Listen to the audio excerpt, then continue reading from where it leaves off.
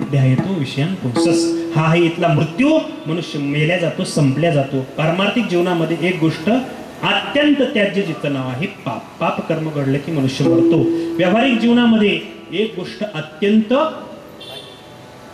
उपेक्ष. जसं पारमार्थिक जीवनामध्ये बिडी, काडी, तंबाखू, चहा, पान, गुटखा उपेक्ष, तसं पारमार्थिक जीवनामध्ये एक गोष्ट अत्यंत उपेक्ष, जिचं नाव आहे संसार.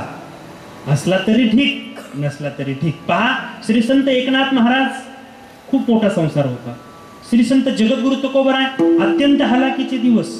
कोपला पाटील गावीचे हे लोक, आता मज भीक कोण घाली, काय खावे आता कोणीकडे जावी, गावात राहावे कोण्यामुळे. अत्यंत हलाखीचे दिवस. परंतु त्यांचाही परमार्थ झाला. नाथ महाराज त्यांचाही परमार्थ झाला.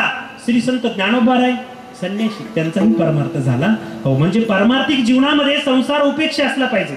असला तरी ठीक, नसला तरी ठीक. आणि एक गोष्ट अत्यंत त्याज्य, जिचं नाव आहे पाप. आता पारमार्थिक जीवनामध्ये, व्यावहारिक जीवनामध्ये जसं एक गोष्ट अत्यंत ग्राह्य, अन्न पाणी श्वासोश्वास घेतलं तरच जीवन जगल्या जाऊ शकतं, तसं पारमार्थिक जीवनामध्ये एक गोष्ट अत्यंत ग्राह्य, त्याचं नाव आहे संत संगती. संत संगती केलीच पाहिजे, केलीच पाहिजे, केलीच पाहिजे. म्हणून पुन्हा पुन्हा जगद्गुरु तुकोबराय भगवंताकडे संत संगतीची मागणी करतात. देवा, साधू संतांची संगती मला, त्या भेटीचा योग आणि क्षमाची सुद्धा मला घडून दे.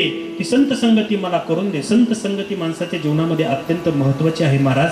आपण त्या संगतीचा विचार करीत नाही, सोडून द्या, परंतु संत संगती फार महत्वाची आहे. ऐका, शास्त्रामध्ये पाप पुण्याचं वर्णन आलं. म्हणजे माणसाकडून विहित कर्म घडलं की पुण्य, आणि निषिद्ध कर्म घडलं की पाप. त्या पापामध्ये पुन्हा प्रकार पडतात. काय? पाप, उपपाप आणि महापाप. त्या महापापामध्ये पुन्हा 5 प्रकार पडतात. ब्रह्महत्या, सुरापान, स्तेयम, गुरुवांगणा, गमन. तुम्ही म्हणा, तुम्ही तर आताच म्हणलात की महापापामध्ये 5 प्रकार पडतात. तुम्ही तर 4च सांगितले.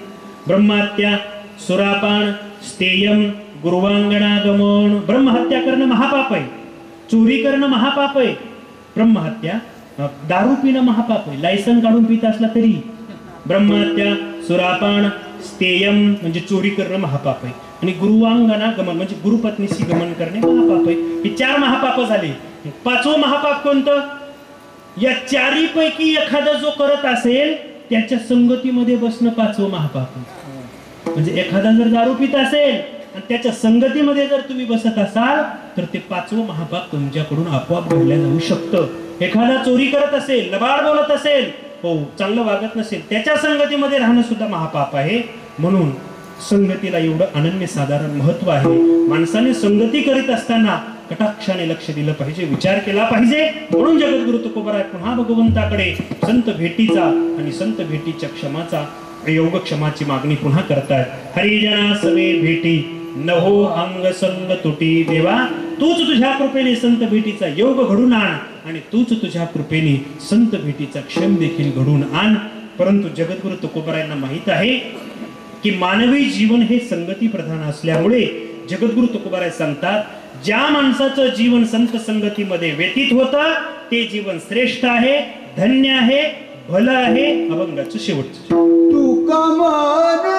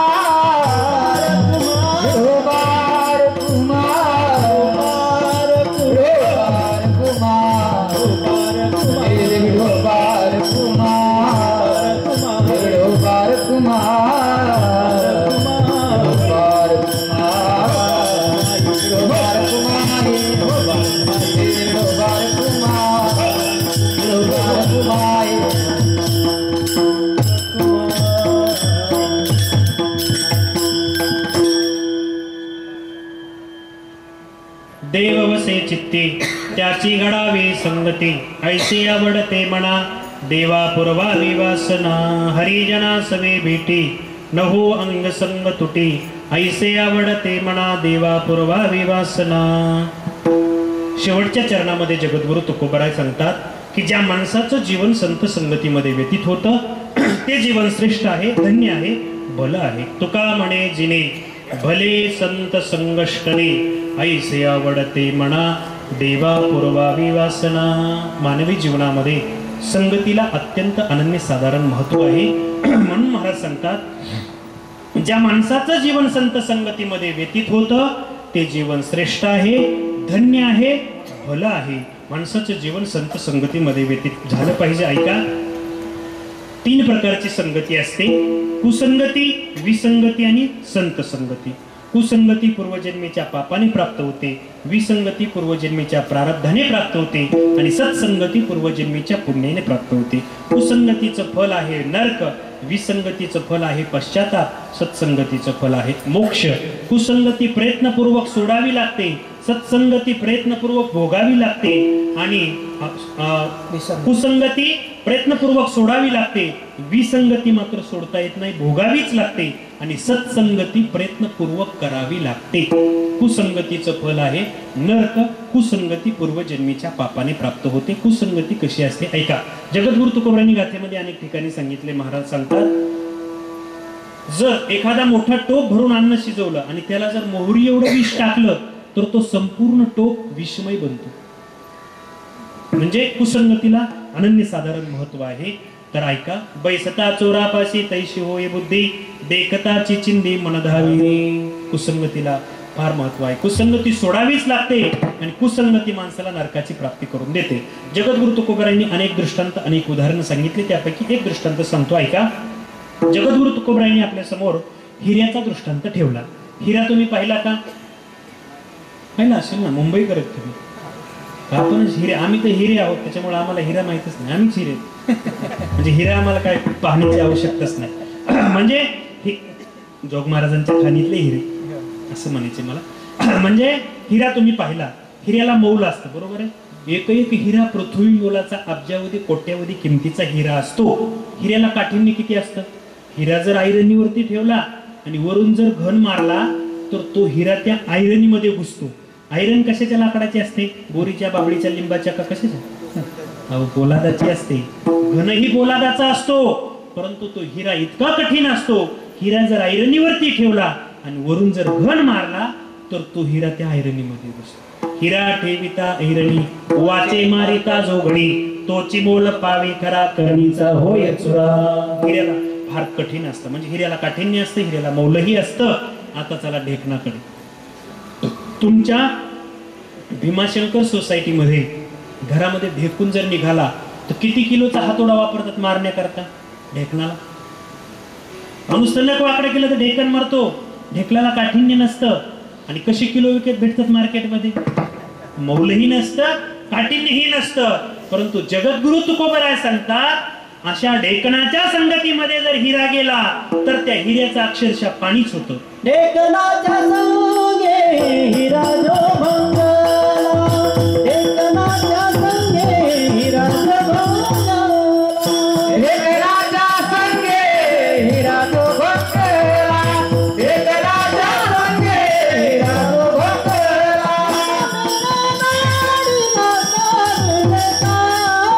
ढेकणाच्या संगे हिरा जो भंगला, ढेकणाच्या संगे हिरा जो भंगला, संगे माडीला राहुलचा, ढेकणाच्या संगे हिरा जो भंगला, ढेकणाच्या संगे हिरा जो भंगला।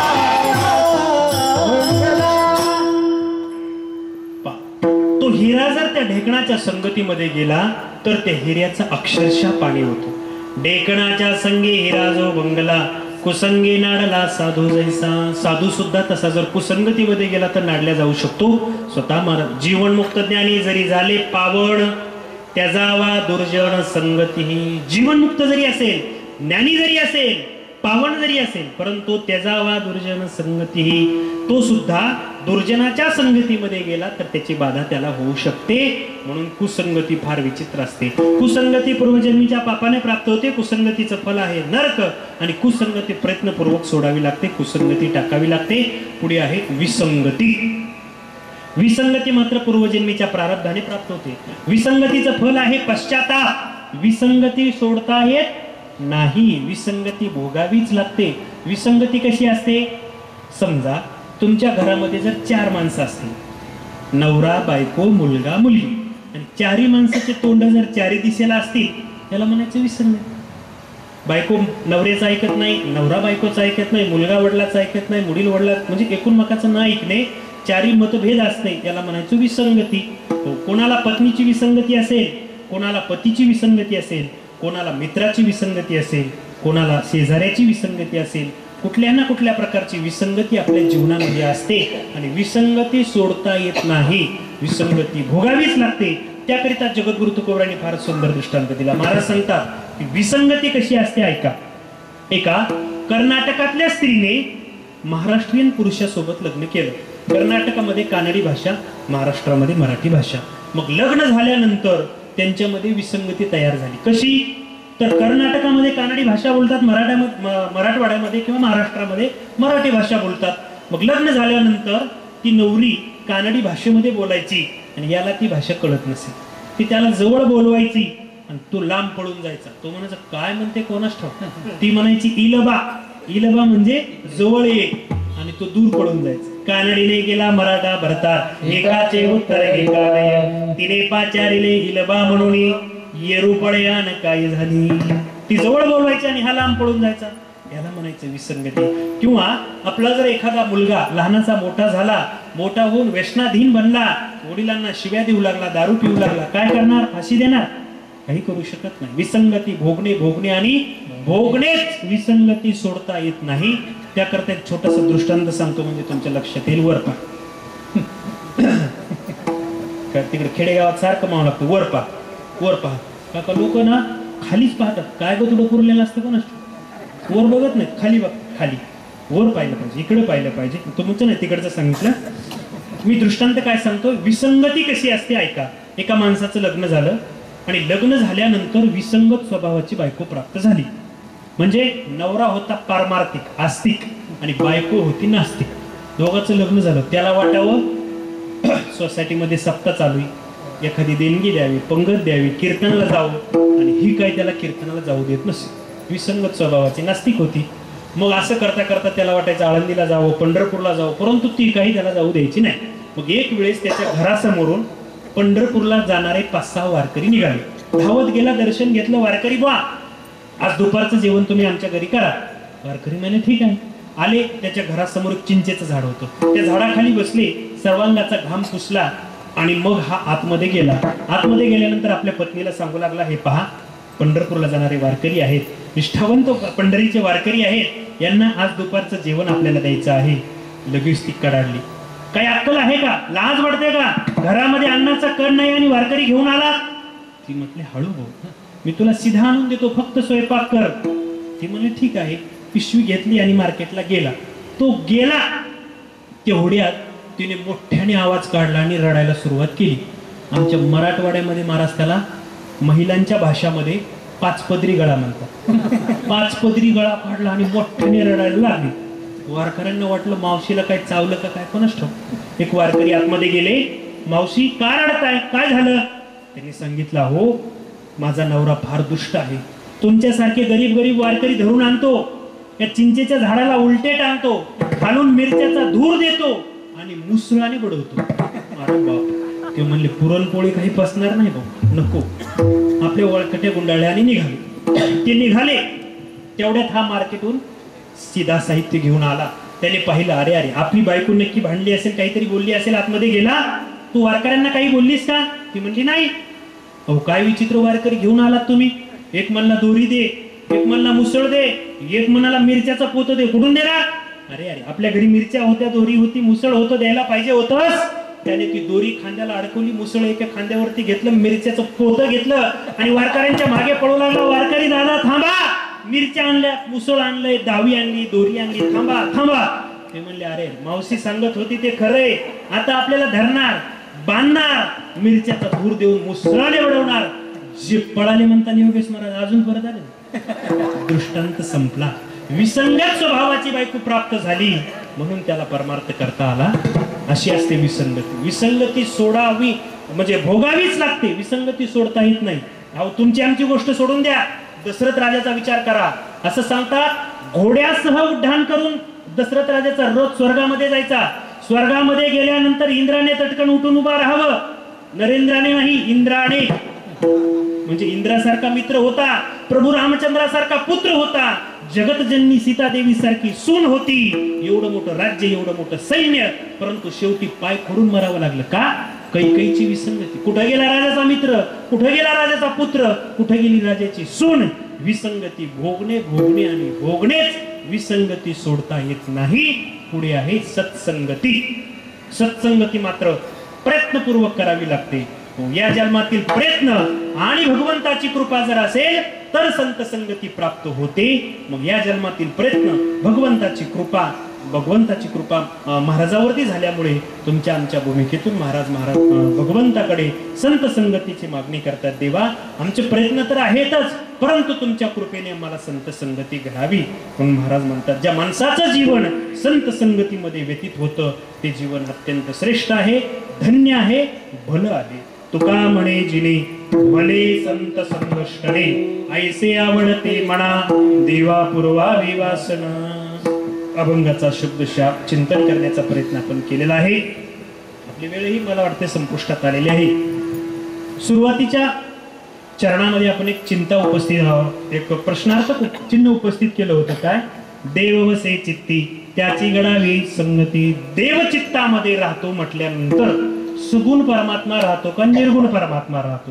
कारण तिथं लक्षण करावं लागेल आणि लक्षण हे दोषरहित करावं लागतं. दोषाने रहित करावं लागतं. 3 प्रकारचे दोष असतात: अव्याप्ती, अतिव्याप्ती आणि असंभव. हे तिन्ही नावाचे दोष टाळून जर लक्षण केलं तर ते लक्षण खरं सिद्ध होत असतं. आणि असं जर लक्षण केलं तरच मग म्हणता येईल देव वसे चित्ती. कारण चित्तामध्ये परमात्मा राहतो. सगुण राहतो का निर्गुण राहतो? बरं, सगुण परमात्मा चित्तामध्ये राहतो असं जर म्हणावं तर मूर्ती केवढी, चित्त केवढं. बरं, निर्गुण परमात्मा चित्तामध्ये राहतो असं जर म्हणावं तर सगळ्यांच्या हृदयामध्ये परमात्मा आहे. सर्वांच्या हृदय देशी किंवा सर्वागती राम देहा देही, सर्वांच्या हृदयामध्ये परमात्मा आहे. मग हे लक्षण व्यापक होतं, काही लक्षण अव्याप्त होतं आणि काही लक्षण असंभव होतं. म्हणजे आपण ते सांगूच का थोडक्यात? अतिव्याप्ती, अव्याप्ती आणि असंभव. अतिव्याप्ती म्हणजे आपण जर उदाहरणार्थ आपण गाय घेऊ, गायीचं लक्षण केलं. गायीचं लक्षण काय केलं? जिला शिंगे असतात ती गाय, जिला शिंगे असतात ती गाय. अहो हे लक्षण अतिव्याप्त होतं. म्हशीलाही शिंगे असतात, शेळीलाही शिंगे असतात, जिला शिंगे असतात ती गाय असं लक्षण करता येईल का? नाही. याच्यामध्ये अतिव्याप्त नावाचा दोष येतो. बरं, दुसरं लक्षण केलं काय? जी कपिला ती गाय, जी कपिला रंगाची असते ती गाय असते असं जर लक्षण केलं तर हे लक्षण अव्याप्त होतं, कमी पडतं. कारण लाल रंगाची गाय असते, बरोबर आहे, काळ्या पांढऱ्या रंगाची गाय असते, हरणी सुद्धा गाय असते, हरणी नाव असतं तिचं, हरण्या कलरची गाय असते. हे लक्षण अव्याप्त होतं, कमी पडतं. आता असंभव नावाचा दोष. आपण जर गायीचं लक्षण असं केलं काय? एक खूर असते ती गाय. अहो हे लक्षणच बसत नाही. हे लक्षण गायीवर जातच नाही, गाढवावर जातं, घोड्यावर जातं. एक खूर गायीला, घोड्याला असते, गाढवाला असते. गायीला एक खूर असते का? गाय पाहिली का? गाय 2 खुरं असतात, एक खूर नसते. म्हणजे हे लक्षण अव्याप्त, कमी पडतं. मग या तिन्ही दोषांनी टाळून लक्षण करावं लागेल. देव वसे चित्ती. मग चित्तामध्ये परमात्मा राहतो म्हटल्यानंतर कोणता राहतो? निर्गुण राहतो की सगुण राहतो? एका मिनिटात सांगतो, ऐका. तर चित्तामध्ये परमात्मा राहतो म्हणजे आपलं जे चित्त आहे ना, चित्त हे कसं असतं पहा, तापक असतं, तापक. तुम्ही जर कधी पंढरपूरला गेला असाल तर पंढरपूरमध्ये महिला चुडा भरतात. चुडा, तो चुडा लाखेचा असतो, लाखेचा. किंवा पांडवांना मारण्याकरता जे घर बांधलं होतं लाक्षागृह, ते लाख जो पदार्थ असतो ना तो अति उष्ण पदार्थाजवळ नेला की तो असा द्रव पदार्थ होतो, म्हणजे पातळ होतो, आणि थंडीमध्ये नेला की टणक बनतो. तसं आपलं चित्त आहे. म्हणजे अति तापक पदार्थ किंवा अति तापक गोष्टी त्याच्यामध्ये आल्या की ते द्रवीभूत होतं. कसं? ऐका, जर आपण म्हणतो का काय सांगा, आमच्या पोराच्या मनामध्ये मोबाईलच बसलाय, मोबाईलच घ्यायचा म्हणतोय. कोणाच्या मनामध्ये मोबाईल बसतो, कोणाच्या मनामध्ये गाडी बसेल, कोणाच्या मनामध्ये काय, अहो काहीच्या मनामध्ये एवढी गर्दी असते पाय ठेवायला जागा नसते. म्हणजे मनामध्ये बसणं म्हणजे नेमकं आतमध्ये मोबाईल जातो का? त्याचं चित्त, त्याचं अंतःकरण तसं बनणं, द्रवीभूत होतं. जर एखाद्याबद्दल प्रेम उत्पन्न झालं तर त्याचं अंतःकरण अगदी त्याच्या प्रेमाने भरून जातं. त्याला कुठेही तीच व्यक्ती दिसते. पाण्याचा ग्लास घेतला तरी त्यातही तीच दिसते, जेवाय बसला तरी तीच व्यक्ती, पुस्तक हातात घेतलं तरी तीच व्यक्ती. आणि एखाद्या व्यक्तीबद्दल अंतःकरणामध्ये क्रोध निर्माण झाला तर त्याला कुठेही तीच व्यक्ती दिसते. कुठेही जाऊ द्या तीच व्यक्ती दिसणार. भीती निर्माण झाली तरी कंसाची अवस्था काय झाली होती? अहो कंस जेवायला जरी बसला तरी ताटामध्ये कृष्ण दिसायचा, पाणी प्यायला लागला तरी ग्लासात कृष्ण दिसायचा. भीतीने अंतःकरण ग्रस्त झालं होतं. तसं साधू संतांचं अंतःकरण भगवंताने ग्रस्त झालेलं असतं. आतले काम, क्रोध, विकार त्यांनी बाहेर घालवलेले असतात आणि येऊनी गोपाळ राहे तेथे, भगवंत तेथे वास्तव्य करत असतात. ते सर्व विकार धुवून त्यांनी अंतःकरण स्वच्छ निर्मळ साफ केलेलं असतं आणि मग परमात्मा आतमध्ये येऊन राहतो. म्हणजे ते अंतःकरण देवाच्या नावाने, देवाने द्रवीभूत झालेलं असतं. म्हणून महाराज म्हणतात, देव वसे चित्ती त्याची घडावी संगती, ऐसे आवडते मना देवा पुरवावी वासना. म्हणजे नेमकं कसा चित्तामध्ये बसतो त्याच्याकरता एक छोटासा दृष्टांत सांगतो, सेवा संपवतो. ऐका, पूर्वीच्या काळामध्ये लोक फेटा वापरायचे. फेटा आता इथे एकही फेटा दिसणार नाही माझं सोडून, म्हणजे खेडोपाडी अजून आहेत, पण पूर्वीच्या काळामध्ये कीर्तनामध्ये बसलेले सगळे फेटेच दिसायचे मी लहान असताना. आता एकही फेटा दिसत नाही. खेड्यामध्ये सुद्धा दिसत एखादा तुरळीत दिसेल कुठेतरी, परंतु पूर्वीच्या काळामध्ये सर्व लोक फेटा वापरायचे. खुर्चीवर बसलेले तर नक्कीच वापरायचे, म्हणजे वयस्कर माणसं. आता पुढच्या वयस्कर बसले कोण बसले मला नाही सांगता ना, परंतु वयस्कर माणसं फेटा वापरायचे. मग काय, त्या गावामध्ये एक माणूस यायचा, फेट्याला रंग देणारा, फेट्याला कलर देणारा, त्याला रंगारी म्हणतात. काय म्हणतात? रंगारी. तो गावामध्ये यायचा, चौकामध्ये आपली दुकान मांडायचा आणि दुकान मांडल्यानंतर एक मोठी अशी चूल मांडायचा, त्याच्यावरती मोठी कढई ठेवायचा, त्या कढईमध्ये निरमा टाकायचा, पाणी टाकायचं, त्याला उकळी फोडायचा आणि मग ते फेट्यावाले माणसं यायचे. कोणाचा लाल असेल, कोणाचा पिवळा असेल, कोणाचा केशरी असेल, वेगवेगळ्या कलरचे फेटे त्याच्याकडे जायचे. तो फक्त तुम्हाला कोणता कलर द्यायचा तो लिहून घ्यायचा. भागवत महाराज कोणता द्यायचा? लाल. योगेश महाराज भगवा. असे कलर लिहून घ्यायचा आणि सगळे फेटे त्या कढईमध्ये टाकायचे. लोक म्हणायचे काही वेळ आहे, कलर द्यायला घेतले, ह्या तर कलर घालवतोय. म्हणजे त्या कढईमध्ये टाकले की सगळ्या फेट्यांचा कलर जायचा, सगळे फेटे असे पांढरे शुभ्र व्हायचे. आणि मग ज्याने जो कलर सांगितलेला आहे त्या कलरमध्ये फेटा बुडवायचा, वाळवायचा आणि त्याला देऊन टाकायचा. त्याला रंगारी म्हणतात.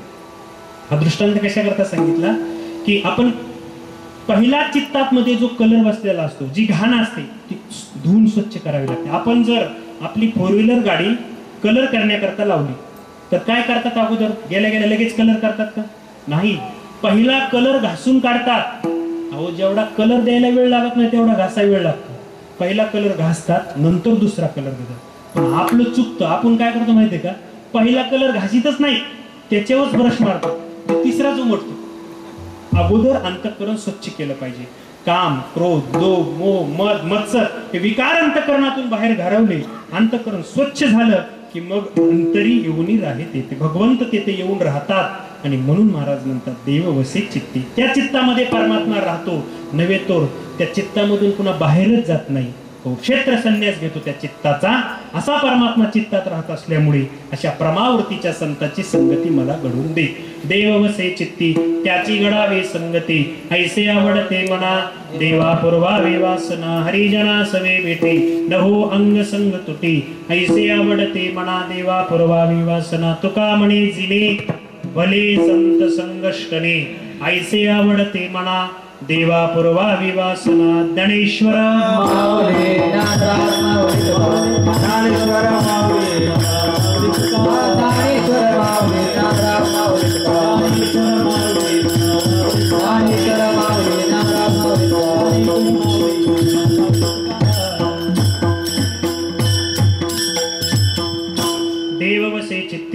त्याची घडावी संगती ऐसे आवडते मना देवा पूर्वावी वासना. झालेली सेवा येतामती अवकाश भगवंताच्या चरणी सद्गुरु जोग महाराजाच्या चरणी समर्पित करतो. सेवेला पूर्ण विराम. पायाच्या प्रसादे काही बोलिलो विनोदे मन क्षमा करणे संती नवे अंगभूत युक्ती नवे हा उपदेश तुमचे बडबडिलो शेष तुमचे कृपेशे पोषणे जन्मोजन्म कामणे. जे काही बरोबर असेल ते स्वानंद सुख निवासी सद्गुरु जोग महाराजांचं आहे. गुरुवारी डॉक्टर नारायण महाराज जाधव यांचं आहे. जे काही चुकीचं असेल ते माझ्या बुद्धीचे दोष समजून मला परत करा. मी सुधारून घेण्याचे नक्कीच प्रयत्न करेल. आपल्या दर्शनाचा योग गेल्या 2 वर्षापूर्वी 2 वेळेस आला. तिसऱ्यांदा आपल्या दर्शनाचा योग आलेला आहे. आमचे कोरडे शेठ असतील, डमडेले काका असतील, शेठ असतील, या सर्वांच्या सहकार्याने इथपर्यंत येण्याचा योग येतो. या सर्वांचं प्रेम आमच्यावरती विद्यार्थी कालापासून आज तागायत टिकून आहे. ज्या वर्षी आम्ही वैष्णव सदनला राहायचो, ज्यावेळेस विद्यार्थी कालामध्ये खूप प्रेम भेटलं, आजही भेटतंय. संस्थेमध्येही प्रेम भेटलं. सर्वांचं असंच प्रेम आमच्यावरती राहू, अशीच तुमचीही संख्या वाढत जावी. हा मंडप कधीतरी भविष्यामध्ये भरलेला दिसावा एवढीच माऊलीकडे प्रार्थना करूया आणि सेवेला पूर्ण विराम. जय विठ्ठल.